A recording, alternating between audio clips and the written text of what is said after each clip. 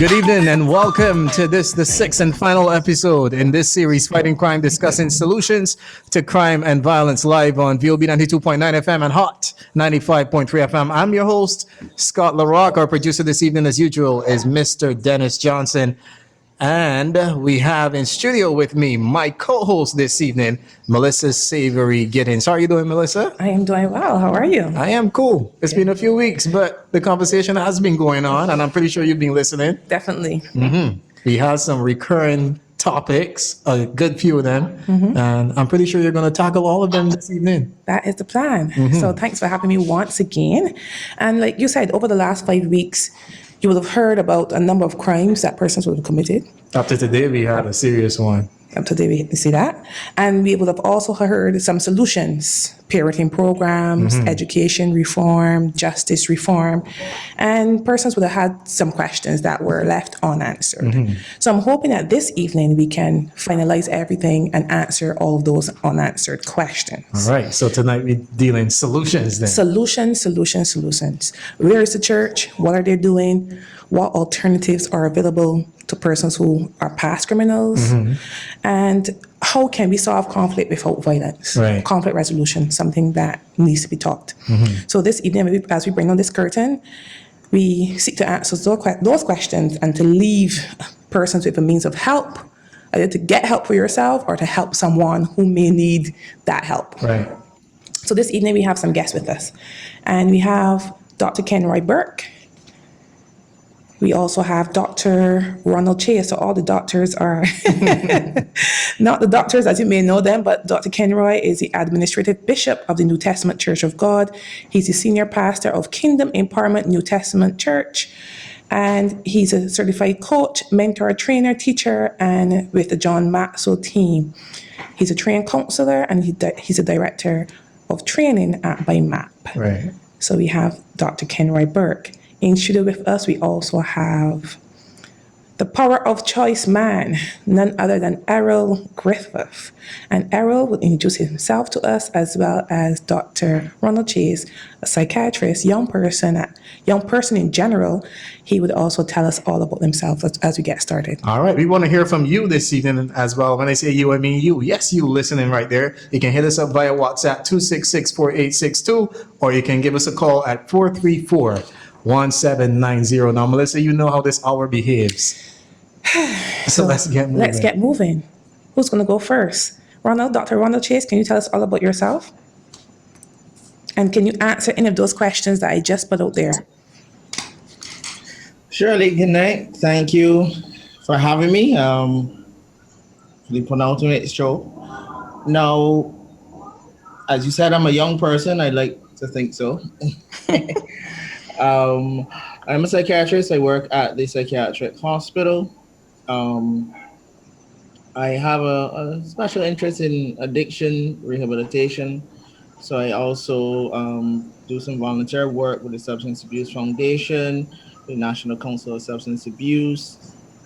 I am a member of the People's Cathedral's counseling ministry as well. Wonderful. And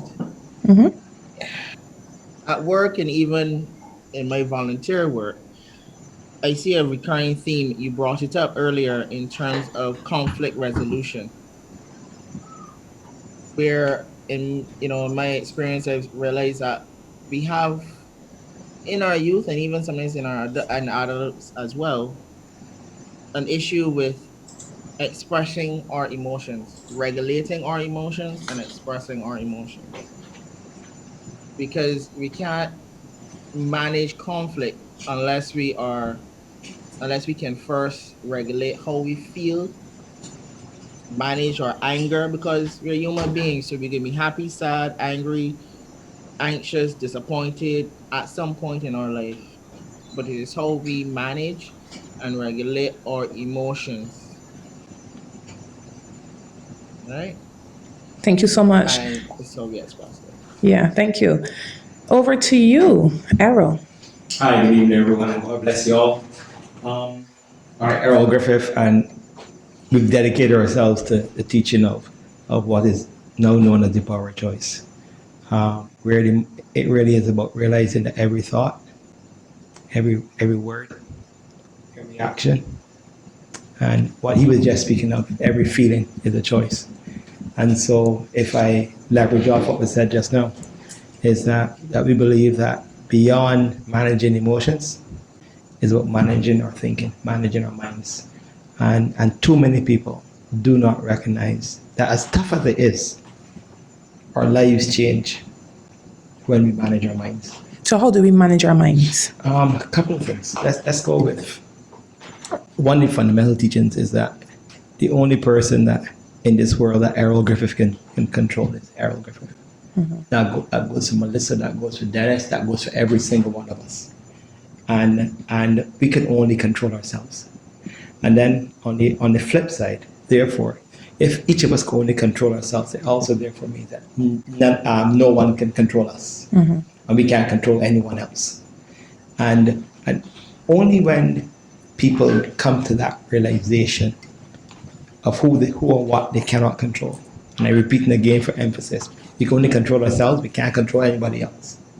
Only then can we practice whatever we experience that we cannot control. Accept. Accept, not accept and do nothing, but accept the truth that we cannot control.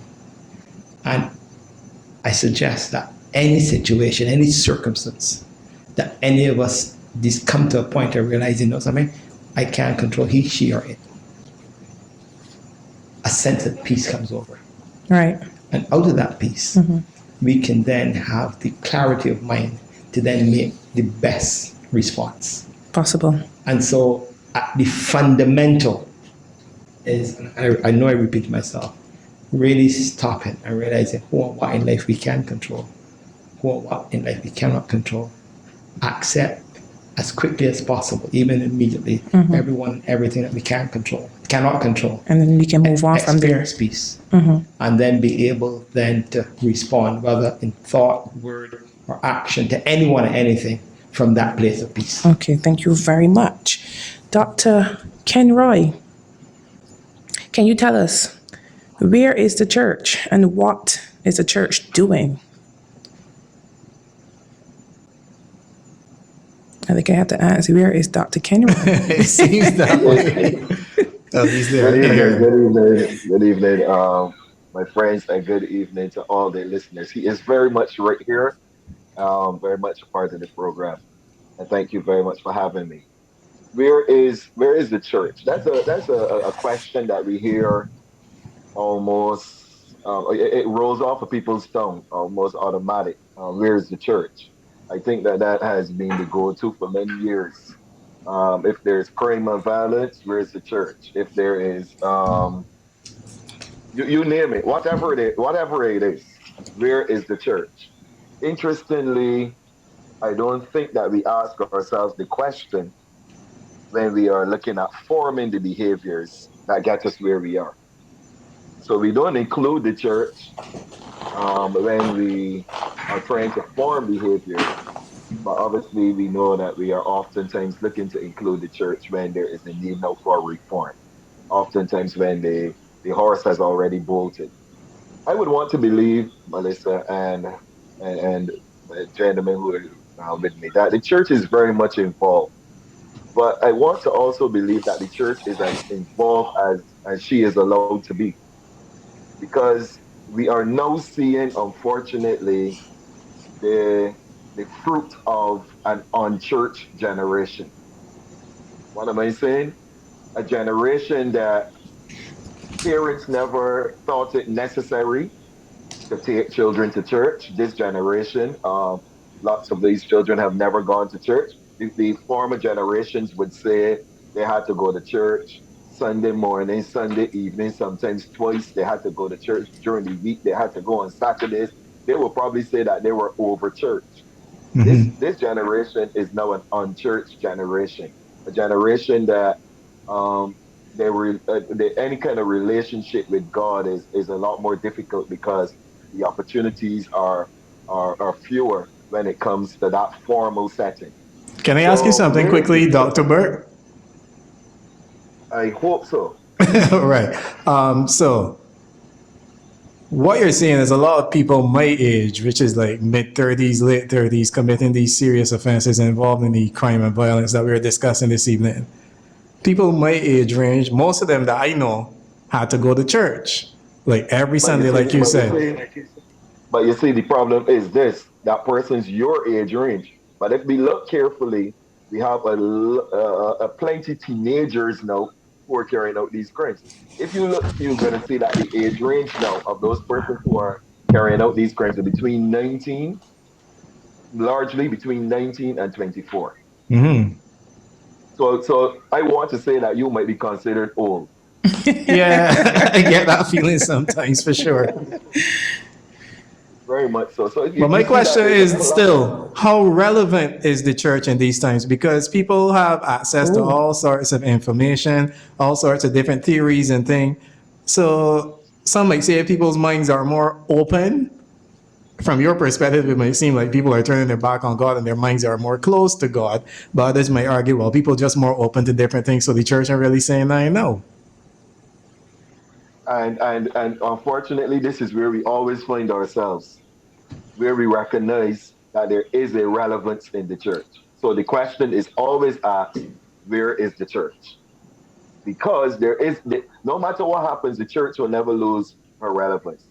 Because, the organization as we know it may lose, a little probably respect in society, etc. But the church will never lose her relevance. And the church is the first place they go, and it is the last place they go. Exactly. It is true. It is true. I think we have a call. Oh, we do? Yes, we do. Good evening All right. and welcome. Good evening and welcome to the program. Hi, good evening. Good My evening. name is Kenroy Christian. I am a student at University of the West Indies, Cayfield campus. I was listening on the discussion, and I think one of the solutions as well is not just church, but also we can also kind of lean in on the organizations that kind of target the youth, which would be things like JCI, things like Toastmasters, etc. Because even though it's not necessarily church-based, it still tries to target, it tries to still pull in the youth from trying to kind of fall back on the blocks, etc. Okay. What groups are you involved in? Okay, so I am trying to join JCI right now, but I also have an organization called Twig Project. Hold on. Don't assume everyone knows what Yeah, I was JCI about to is. say, what is Sorry, GCI? JCI stands for Junior Chambers International, and it's a youth group as well, a group that is trying to empower young leaders. The youth element of JCs. Yeah. Oh, okay. So I also have an organization that I started last year called Twig Project. Okay, tell us about it. So Twig Project, we started last year because I was thinking that I wanted a group that persons can come and work on things like self-image, self-love, etc. Because I myself was in a very low place, and I figured that we needed a group where persons can kind of feed off of each other. So if we're all working together to empower each other and really uplift each other, then that would kind of start a bond, and we can, once we have actually worked on it ourselves, we can then take what we took and take it out into the community. I really wanted that with Twig, we can showcase a different narrative of young persons, because I know that the older generation tends to look at us kind of negatively. They kind of look at young persons and think they're disrespectful. They're not like how when we, like what the speaker just said, when I was younger, I was forced to go to church. But then in our generation now, we kind of have a little more freedom and stuff. So because things changed, you kind of hear, oh, well, when we were like that, we can do that, and young person this and young person that. So I wanted to showcase that with Twig, there are positive persons out here, positive young people that are trying to make a difference to the world, and just trying to empower and change the narrative that was out there. Do you find that it's easy for you to attract young people to organizations like yours, Twigs and JCI and that sort of stuff? And if not, what do you think could be done to make them more attractive? honestly, it's not that easy. However, luckily for me, I was able to attract a good number to start with. So my organization, as I said, started last year, but we have 16 members. And right now, we are just working on building ourselves before we can actually start to do the outreach thing, because you don't want that you start a group and you just want all the numbers coming in before you actually have. Just got a group for having a group say. Yeah, you want it to have some sort of stability. So to me, like the 16 members that we have now, we are really trying to make sure we are really united. And that's actually happening right now, because I remember one of my members would tell me that they feel as though we are a family already, and they look forward to our sessions, because as much as we may not necessarily be doing some of the other things that the other groups are doing, to them, that 1 hour or 2 hours that they spend with us is, even if just talking, is them working towards something still, because we are still trying to empower each other, etc. So for me, in terms of how easy it is, it's not that easy, but once you start somewhere, like the word starts to spread, because I started getting members because a friend told a friend. And I guess that's how it spreads. Once you actually start to showcase it. How old am I? Yeah. I'm 21 years old. 21. And the other members, 16 members, what ages are they? Well, when I first started it, I wanted to be between 15 and 30, but right now we have persons around the same 21 to like 27. Okay. All right. And can you give us a sense of what what are you doing within Twig? Twig is TWIG? Yeah, and TWIG. And what does it stand for? So one of the names is Together We Grow. That's the main name that we have. But I had a lot of names that TWG could stand for, which is like talented, willing, goal-seeking, those kind of things, trusting words in God. But TWG really stands for Together We Grow. And the I originally was not supposed to be there, but it came in afterwards, because when my mom, I had asked her to pronounce it, and she called it Twig. And then I thought that the I was fitting, because in it, we want that you can find yourself, discover your I. Find the I. Yes. So if you actually look at our logo, the I is represented by a tree. Right. But if you actually type it out, we usually have all the other letters in capitals, and then the I is common, because you are now trying to develop yourself. Wonderful. So, Marie, we will take your information, in case anybody want to get in contact with you about Twig Project. In case you're taking on new members, we'll take your information and we'll pass that on. Before you go, Marie, are y'all on social media with Twig? Yes, please. We're on Instagram, and our Facebook page is currently down, but we're on Instagram. And once you go on our page, if you look in the bio, we have a link. What's the handle on IG? So it's T_TWIG .project. _TWIG.project. All right, cool. Gotcha. Thank you so very much, Marie. Okay, thank you. Great job. Great. It's good to see that young people are doing for young people. Yeah. And the thing is, you heard what she said at first. She was down, and she decided to pick herself up and bring some people along with her. Inspire some others along the way. She could have turned and gone the opposite direction, but instead of doing that, she did something positive. I'm proud of that. Yeah, very. And any comments from the panel? Ronald, I see you're unmuted. Yes. Yes, and I congratulate her, and I think more of that is needed. She said, for those 2 hours, they just come together and they have fun and they uplift each other and they motivate each other, because, life will throw us some challenges, and you don't need a long time, but sometimes you just need that encouragement. And that to me is where the church also comes into it, where they, you develop your youth groups to be like Twig. You understand me? Where you're now empowering and motivating those youth in your neighborhood, in your catchment area, to come and do something positive and be motivated in a positive way. She also mentioned about the generational gap. And I laughed because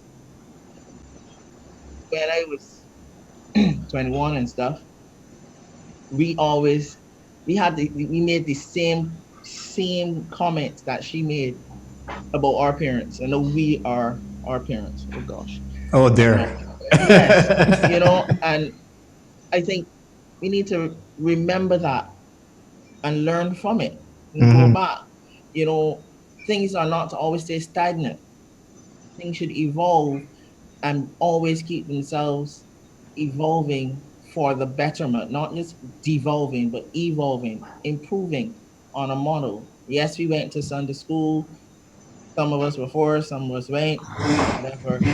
No, you have some churches that has revamped the whole concept of Sunday school. You have like People's Cathedral, they have a emergent youth group where they meet every Friday night. You know, it takes on a different form. And do you They find that run that's things like working? that. Does it attract more young people? Because even Marie said that it's not that easy attracting people to groups like hers. Right? It works, but as she rightfully said, it takes some time. It is usually what happens is word of mouth. I find more so than a big elaborate advertisement is word of mouth. It is about what they usually encourage is you bring along a friend Mm-hmm. and you build it in that way. And I think not only churches but community centers, community youth groups outside the church can also do that to give something positive for our youth to do, and also have positive mentors in these groups that they can go and ask a question too. I see Melissa is They can burning go to and seek ask counsel. something. But one more question. I know you just said that we are our parents now, which was very hurtful, by the way. But when you were 21, would you have been attracted to something like Twigs or the same youth group that you're talking about now? Would that, on a Friday night, would you want to be there? Be honest. Come on, be honest. Dr. Kenroy, would you want to be there? At 18, I was there. At 21, I wasn't. Okay, just checking. But I can confess, at that age, I didn't believe in God. And so there was no way that you can catch me in a youth group.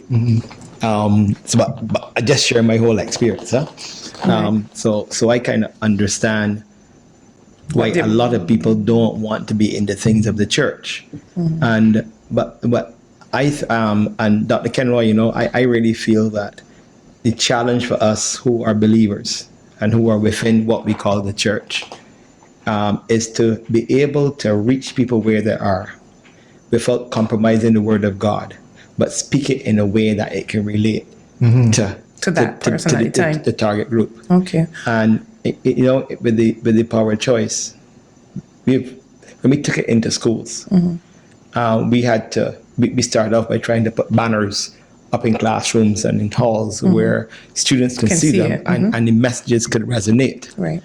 And what it pushed us to do, challenged us to do, is to take what we teach and put it into 10 short messages that can fit on the banners and that people can just quickly read. Every single one of those messages have a biblical scripture behind them. When we teach them in church, the biblical scriptures up front. Right. When we do it in the schools, in a public place, knowing that if we put the scripture on the banner, many people will not look at it, or even fewer will look at it. And we found that effective. In fact, the demand for the introduction of the power of choice in schools, both primary and secondary, is beyond our capacity. Okay. To be able to meet the needs. All right, we're going to come back to you. Yes. Stick a pin right there. We have a caller on the line. Good evening and welcome to the program. Good evening. Good evening. Welcome to the program. Thank you very much. I am also a UE student. I'm also 21. I would like to say that when I was in secondary school, we did have a power of choice session, and we had it for the training of the prefect. And it did help us as a prefect corps to understand that we cannot control these little children, because to us they would seem like little children. We are only in control of what we tell them or what we show them. So it basically was a blueprint of what a prefect should be. So I am going to say thank you so very much for creating the power of choice Very nice. and helping us. There was actually another time where that would have helped me. Still in secondary school, I would have been in a situation where if I did not control my actions, a criminal might have been created that day. Oh dear. Exactly. The mere fact that I was able to understand I cannot control what this person is doing to me. Right. I can only control my response Reaction. to them. Yes. I decided, okay, let me go the peace route because I have exams to do. I don't have time to be sitting down in a police station. Right. That was my whole terminology. In terms of young people today, I would like to add in something that the doctor would have said earlier about this being an unchurched generation. I would like to add in the word mostly. Instead of saying it's an unchurched generation, you can say it's a mostly unchurched generation. Because when you say it's an unchurched generation, you are insinuating that no young people are in the church today, which is genuinely not the case. Because when you speak like that, you speak in generalizations. Obviously, I wouldn't insinuate that there's nobody at all in church. Since I am still a leader in church, and I am a young person too. Aye. All right. well, But however, we understand what you're saying. Yes. Yeah, Thank we understand. you. I can understand where you're coming from. And honestly, I personally was driven out of the church, not because of anything the church would have done. Hold on a second, but wait, stop. because Hold on a second. You remember you just said that you accepted the power of choice, right? Yes, So please. were you driven out of the church, or you did you chose choose? not to go in Yeah. the church, to stay in the church? This was before I took the Power of Choice seminar. So Okay. at that point, in my head, I was driven out of church. And what's your Nothing head that now? the church did. And what's your head now? What's in my head now? In hindsight, about you being not in church. Oh, I allowed someone to influence my idea of church, which clouded my judgment. And in clouding my judgment, I would have most likely missed out on a lot of opportunities. However, my mother decided one Lenten season, instead of taking out something, we were going to add in church every Sunday. So for that Lenten season, we went to church every Sunday. Mm-hmm. And by the next year, I was on a plane to Grenada to represent Barbados in the church. Mm-hmm. And then the following year, Mm-hmm. I was enrolled as a server in the church. So I moved from not liking church at all to loving church and embracing church and doing everything I possibly can to help my church. So church does help. When you To said me, the someone major influenced your idea of what the church is, do you find that that's something common from talking to your friends and stuff? Because I find young people nowadays are basically on church. Like the doctor said, they're just not attracted to that particular institution. Is it because people influence them? Is it because of what I said earlier, that people just have more access to more things, so they're just not attracted to church? What do you think it is? Well, another thing that I would like to add into that is that you are basically, the people that you hang around with Mm-hmm. reflect on you. Your So tribe. I personally don't have that many friends that don't go to church. They may not be the same religion as me. I am the only person of my religion in my friend group, and we talk about religion a lot. We would talk about the different aspects of the Bible that each religion would focus on. Mm-hmm. We would discuss different problems that this society will have and that society would have, or this culture and that culture, because we are the type that would share our ideals in a very safe place and be respectful to one another's opinions and perspectives. I find that's the problem. Not a lot of people are respectful and appreciative of other people's opinions. Right. that is where you would get the fallout. Gotcha. Sounds correct. Sounds very, very accurate. Melissa, Yeah. you were. Yes, thank you so much, Cassandra, for calling us. It's great talking to you. We have one more question. Cassandra, could you WhatsApp me on 824-4444, please? Give me a second. Let me. Yeah. Maybe just record it. You can forget it. Come on, use that 21-year-old brain, man. 82 and all I'm fours. sorry. I just came out of actually teaching lessons. Oh, because okay. That's okay. at this point, It's 82 and all fours, and it's Errol Griffith. And it's the listener from the first caller. If she can also WhatsApp me, I would appreciate it. Wonderful. The game job's here. All right, man. It's my WhatsApp this number too. So thank what's you the all. number again? Young girl. 824-4444.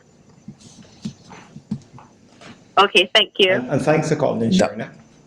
Thank you, Cassandra. Dr. Kenroy, anything from you before we go to our next caller? Yes, I'm listening, and obviously I know we want to talk some solutions. And Solutions. Yes. It's kind of like galloping. I know the term is galloping, Yeah, but but there it is. still remains a strong body of evidence that faith-based organizations are actually very effective when it comes to helping persons through challenges, especially things like behavioral issues, etc. And it is kind of interesting that the deeper personal problems, the deeper personal issues that people face, there is a lot of refuge found in church-based organizations. Let me say faith-based organizations. Instead of saying church, I'm going to say faith-based organizations. Mhm. When people are going through issues in marriage, when people are going through issues with parenting, when people are going through issues with domestic issues, whatever it be, the deeper things, when they have decisions to make, it has been proven that they usually default to a faith-based organization. They go to the pastor, they go to a priest, they go to whomever else, and they would usually seek guidance at that time. What I'm saying is there is still a role for, and I think that that needs to be understood. I think that sometimes we might get caught up with going to church and being part of, going to church and being part of it, not understanding that there is a big difference there. But Mhm. one of the things that I can comfortably say is, and because I do a lot of youth work, etc., I can comfortably say that if you were to do a quick survey, a large percentage of this generation, and when I say this generation, Scott, again, I'm talking Not you, about not you, Scott. 19, not you. Yes, I I'm accept my talking place about as an old 19, man now. It's all good. that 19 to anywhere to 24, 25 age group. There are actually many of them, and younger now, who are not involved in any faith-based organizations, youth groups, and those kind of things. In fact, this generation, they said, because of things like the computer, the internet, social media, they're Mhm. actually taught to be very secluded. They just focus on themselves. They can go into a room and sit down with a device and be And be socially happy. interacting and be just happy. You get what I'm saying? So I think that it is something that we need to appreciate. So the church still remains that organization, one of those institutions that persons can find that counseling help. There are many programs out there. Right now, churches are involved in lots of parenting classes, teaching parenting. There are lots of what we would want to call just like Errol's organization, um, those organizations, parachurch organizations that support young people, support parents, work with them. So I think that that is something that we need to embrace still. Okay, All right, thank you wonderful. so much. Remember, do not call the WhatsApp. You can message us 266-4862. Somebody's actually calling us right now. Right. Speaking of calls, We have calls on the line, but we have a clip first. We're just okay. out on the street asking persons, what are your solutions to crime? And this is what we heard. Your solution to crime, sir? My solution to fighting crime is that we start at the top of the tree where the fruit is bearing, remove the fruit, then you will see that crime will dwindle in Barbados. We can't have a bearing fruit committing crime and we seeing it and we looking past it. And then you're just dealing with the small man that cannot afford to buy a gun. Deal with those that could afford to purchase a gun to give the small man, then we will solve the problems. Thank you. Thank you very much. So that is one Interesting take. very interesting. I actually thought about it, you It's know. sort of the same thing that our first guest said. I can't remember his name right now. It's slipping my mind. No. Yeah, I can't remember either, but nevertheless. But we have calls on the line. Let's not back that up. Good evening and welcome to the program. Hi, good evening, everyone. Thank you for having me on. My name is Pierre Cook. I'm the Faculty of Law representative at the University of the West Indies, and I'm also Prime Minister of Barbados National Youth Parliament. Wow. The discussion today, this evening rather, was very, very interesting for several reasons. As a young person myself, I'm 21 years of age. I find that the discussion around crime and violence in young persons and, their inclusion or getting involved in these activities, sometimes I feel a bit removed from it. And I wonder why. So when I was at community college a couple of years ago and I was sitting in class and I saw these statistics of, 17-year-olds involved in murders and 18-year-olds involved in shooting and robbing, I sat into myself and was like, okay, why is it that they're in this situation? And I'm the same age, but I'm in a classroom at community college taking my course in law. And when I thought about it, I realized I had a certain privilege in terms of the community that helped to nurture me growing up. So there was the church, there was community leaders, youth organizations. My school was very instructive. The Allen School was very instructive in making sure that I had persons around me who could support me in my development. And what I then realized and settled on is that it takes a village. Oftentimes we hear it in society. We hear people saying, it takes a village to raise a child, it takes a village to raise a young person. But then I give you an example where you guys have been out into the streets and you've asked persons what are their solutions for crime. And how many persons have said, well, it starts with me. I need to take up the mantle, or I need to go into society, or I need to go talk to the fellows on the block and make sure that they understand that, there's a different way or somebody is interested. Most of these young persons who we find who are in difficult situations or end up involved in crime or falling by the wayside, when you check their family structure, you might find that, a father isn't in the home or a mother isn't in the home. They went to a school who didn't pay much attention to them, probably didn't have that much attention at church. And even if they did have that instruction, somewhere along the line, they lost that support.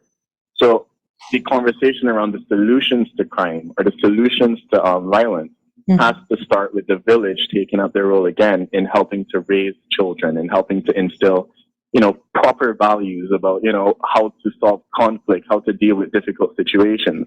Because as you guys rightfully said, we're in an age, or I'm in an age, where if my parents don't teach me certain values, or the church doesn't teach me certain values, or I don't learn certain values from my Barbadian society, I have the internet. So I can go online and I can listen to music and I can watch shows and I can learn from the internet how to be a person or what it means to be a man. And that may not be the best thing. So then we end up with a bunch of violent young people on the street. We blame the young people for being bad, but how many persons take, responsibility and say, I haven't been as useful as I could be to young people, or I haven't been in the community and helped out a lot. Mm-hmm. Because the programs are there. At the Ministry of Youth, they have, pathway programs. They have a youth entrepreneurship scheme program, several programs put in place to help young people who are interested.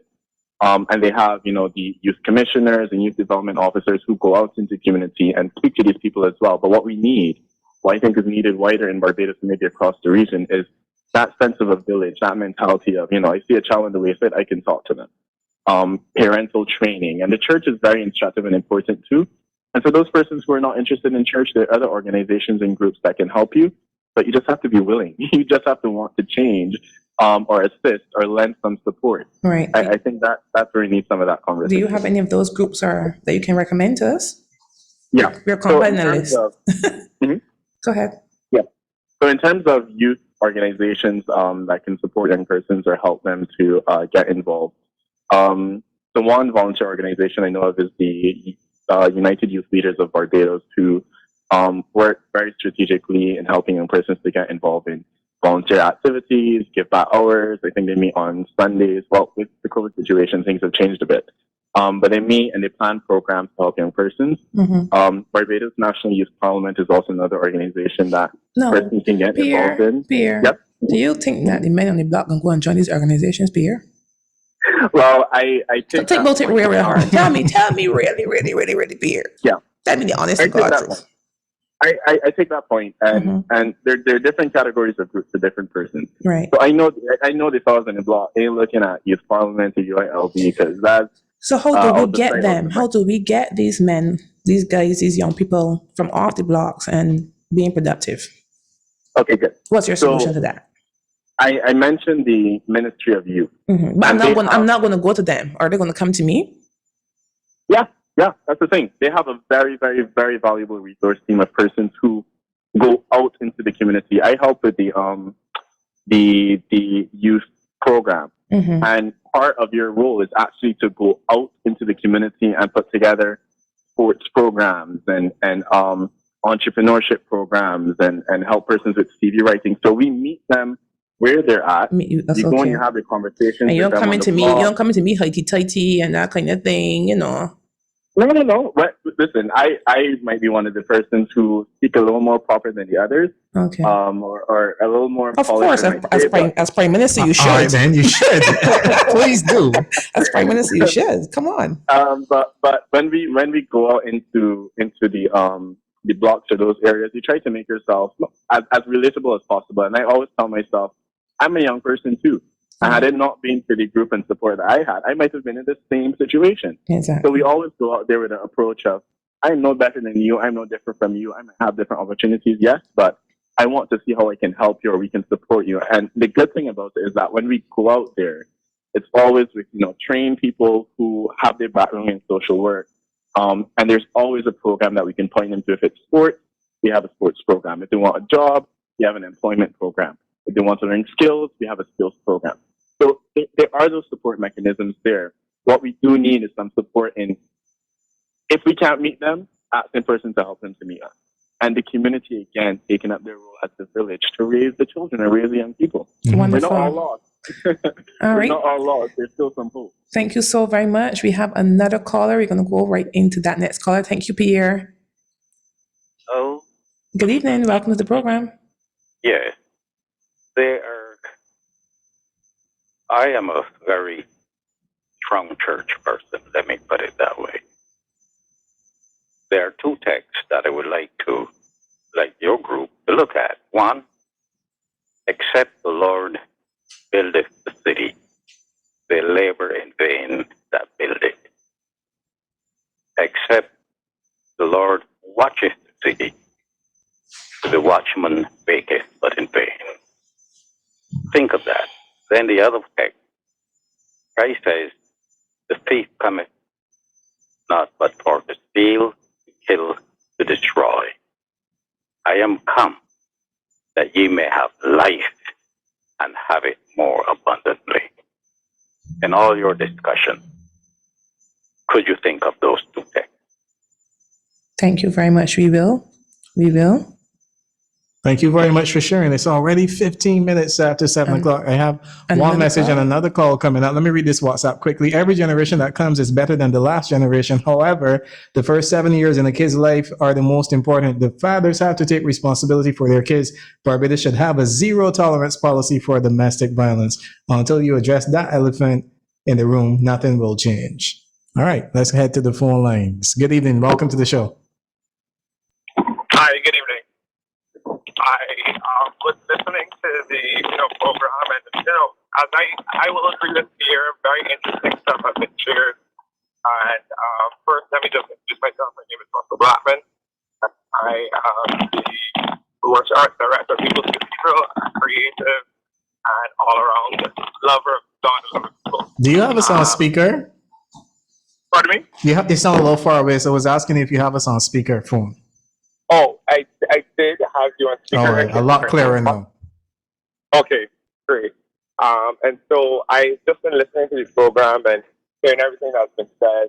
I wanted to agree a lot with what Pierre was saying, but I do agree.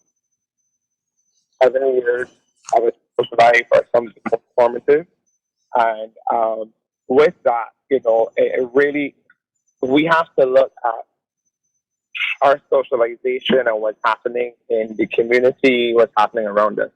Now, I know we tend to cry out and to keep noise more or less when we see persons that have gone too far. But what that means is that there's this systemic problem where we ignore children, or children are being ignored, young people are being ignored for a certain amount of time until they become too much for people to handle, and then they become, quote unquote, a menace to society. And we have to be able to look at, what are some of the things that we may be doing as a culture and as a community from young that could be causing them to turn into, who they are turning into today. The gentleman before me mentioned two scriptures and what's not. But in rebuttal to his two scriptures, what I would say is, and I understand what he's trying to get at, but in rebuttal to his two scriptures, I will also say the text also says faith without works is dead.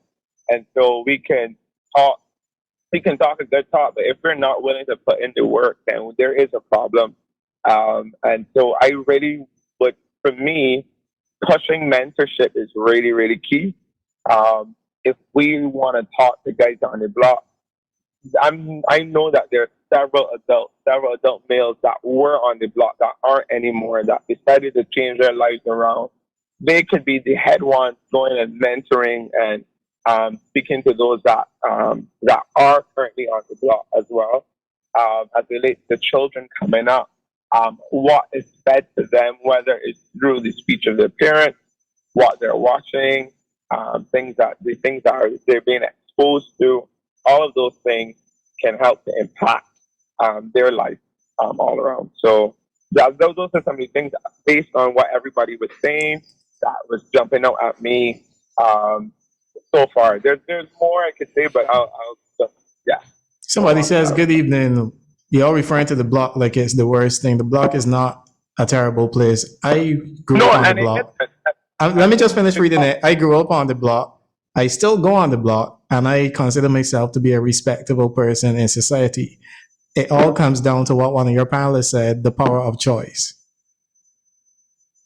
Agree. I completely agree. Because I know I have friends who have been on the block who still frequent the block and that kind of thing. And the block, for them, they learn a lot about life and a lot about community there and what's not. And then different people find their sources of community different places. The reality is that the person said, yes, there is a power of choice, but people also have to know that they can make the choice and what their choices are. And the reality is that not everybody knows. There's some people who grow up automatically thinking that there is only one way to respond to conflict, or there is only one way to, and some people don't generally know that they actually have choices. They actually have options. For some people, everything is disrespect. That's it. That's their only response. But that can be their only response if that's all they've seen growing up. And so sometimes what we see, later on when we see guys acting out or girls acting out, it's just a response to childhood trauma or childhood wounds that they're dealing with, because they don't know any better. And we have more or less created a very shame-based culture where we expect people to come out the womb and grow up knowing better and expecting them to, oh, you should know this. But if they don't have someone teaching them or training them, then they won't know it. Before, we did have a very religious-based culture where parents, even if they didn't go to church, they would send their children to Sunday school and that kind of thing. I heard our Prime Minister recently, she said that doesn't happen anymore. And that's the reality, that doesn't happen anymore. However, there are general basic morals and ethics that guide us as a community that I feel as though we have not talked about enough. And because with the sense of entitlement, and you would hear people saying now, I don't want to tell anybody, child, nothing, because I don't want the parent come to me. Yeah, and everybody's adopting that hands-off approach. Like, I want nothing to do with it. Everybody has returned to their home, shut windows. If I hear it, if I see it, I ain't saying anything. And then we're keeping noise. We're saying, this is an issue, but we've all turned a blind eye when the cause started before the effect happened. Very true. The government needs to do something about crime, but what are you doing? Absolutely What am I- nothing. No, I'm not Not asking you. you. I'm just saying that everybody says the government needs to do something about crime. The police need to do something about crime. But Scott? then what are you doing? Yeah. And the reality is that the government and the police can deal with the effects, but we as a community can deal with causes. Right. All right. Thank you so much You for your know, call. I like think we have a couple more callers on the line. We have only 8 minutes, Melissa. I tell Yeah, you, and the this phones hour are ringing. The behaves. phones are ringing off the hook. Okay, who's up next? Good evening and welcome to the program. Hello, Good you're evening. live on air. Good evening. Hi, good evening. How are you guys doing today? Good, and you? I'm doing pretty good. I was listening to the calling program, so I decided I wanted to call in as well too. I believe that in order to get some of the young persons from off the block, I believe that they don't. Not only do they have to decide for themselves that they want to do better, if they have anyone who's within their family that is a role model that has the ability to influence them, to allow them to say, all right, look, I know that you're doing this. I know that you causing crime. I know that you're on the block. I know you smoke weed, wherever the case may be. I know that you can do better in this life. So I have an opportunity for you to come and I can show you how to do better things. There are most young people don't have any role models in their life, especially in this day and age. Most young people, they stay home or they stay on the block, they listen to the radio, all the gun violence and stuff that's on the radio, especially in the latest calypso and music and stuff that's out now. All they do is just listen to that, and that within itself does promote a lot of violence in terms of, they don't know how to solve actual matter within themselves. And for me, I believe that if you have a role model in your life, even if it's a total stranger, that can actually just say, well, you know what? I know that you can do better. This is what I have for you. Because sometimes some of the young persons just want someone to believe in them. And more 99% of the times they have no one to do that. And they could only follow the multitude, the rich, the proud. Believe in them. Exactly. I understand what you're saying. Totally understood, for real. But you can't blame it all on the radio, though. Just have to add that in because people have As a access DJ, to as a DJ, right? As a DJ, That's no yes. problem. That's no problem. But for me, I find that like I will pass the block walking home, and I all the music that I've been listening to is extremely violent. They're nothing positive. But they could be streaming from SoundCloud, YouTube. They might not be listening to the radio to hear all that violence. I don't feel listening to, especially not hot. Understood. For sure. But All right. I don't know. I just find that you got to start within yourself. I heard the caller say earlier that you have to want better for yourself. You want to be able to say, you know what, I don't want to be in a block anymore. I want to be able to do something with my life. But the thing is that when birds of a feather flock together, they don't see anything wrong with what they're doing. They just see it as everyday life. And sometimes, even if it's a girlfriend, that they can just tell them, well, you know what, you want to block every day. You're smoking, yes, maybe. Some sort of positive influence is needed, for sure. Exactly. You just need one person. And it could be a total stranger. It could be a girlfriend. It could be an aunt. It could be a grandmom. They just need one person to believe in them. And things will change. Then things will change. Because, like, young people would say, all right, look, I ain't got the money, and, I won't go and rob somebody. All right, or I won't commit a crime. I don't think that I can make my own money wherever the case may be. All right. Well, we have a young lady on the phone, and she says, you know what? She has her own project as well. And we're going to welcome her this evening to tell us all about that project. Good evening and welcome to the program. Good evening. Hi, you're live on air. Hi, good evening. My name is Danny Pines. And I am so grateful that you guys decided to have a program like this on national radio because it is so needed. My name is Danny Pines. I am 26 years old. And back in 2018, I started my nonprofit organization. It's called the Supernatural Girls Club. And that was a vision that I had from 2013. And listening to, especially the caller before me just now, or the individual before me, it is so needed to have a space for, well, my club is for girls 11 to 13 years old. It is so needed to have a space like that because, like he was saying, people just need somebody to believe in them. People just need somebody to see them and see who they could be And that's where the club leans toward exposing girls to who they can become. And, when we started the Girls Club in 2018, it was not geared towards necessarily violence it wasn't geared towards violence per se, but where I wanted the program to be different or how I wanted it to be different is that I didn't just want to have a program for giving information. I wanted the club to be that space that empowered girls to make choices. Because growing up in the housing area, just a little bit about myself, I grew up in Eden Lodge. So I am also familiar with the block. I am also familiar with smelling, the substances. I am familiar with the sounds of violence. I'm familiar 100% with it. And my mom would always say to me, you are not a product of your circumstances. Mm-hmm. But then she would end the sentence right there. You're not a product of your circumstances. But growing up showed me that I am a product of my choices.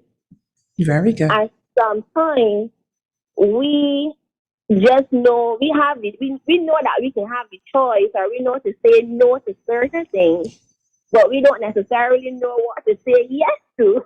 We can say no to guns, no to sex, no to drugs, no to violence, but what did we say yes to? So when I started the club, I wanted to make sure that the girls were being exposed to what they can say yes to. So the most recent session we had, I brought in women from different sectors. So a CEO, an author, a digital entrepreneur, a content creator, different people who are seeing a measure of success in different places where the youth are, just to show girls, okay, listen, I know that it is easier a default, I think, to say no to drugs, but look, you can say yes to somebody that started with you, and look where they are now. So that was just very important to, have that club and have something solid for the girls to be a part of and feel a sense of community, like Twig was saying. Everybody wants to feel a place of belonging. Mm-hmm. So, yeah. Caller, thank you so brilliant. much for your contribution. And we're going Sorry to take her have to cut you. information as Yeah. well, and we're going to pass it on in case anybody needs to get in contact with her. Mm-hmm. It's 7:29. It's Melissa. 7:29. Panel, I'm so sorry. The phone lines just kept going and going. Any final comments quickly? Dr. Kenroy? Yes, please. Just to follow up on the callers, and I think it was important for us to hear from the youth. I was happy to hear the 21-year-olds call in, and say what they want, what they think is wrong, how they think the problem can be solved. Okay, thank you, Dr. Kenroy. We have like 10 seconds each. Dr. Kenroy, tell us quickly. I'm agreeing with Ronald, and glad that they got the opportunity to call to say what they are seeing on the ground. Mm-hmm. And I think the conversation needs to continue.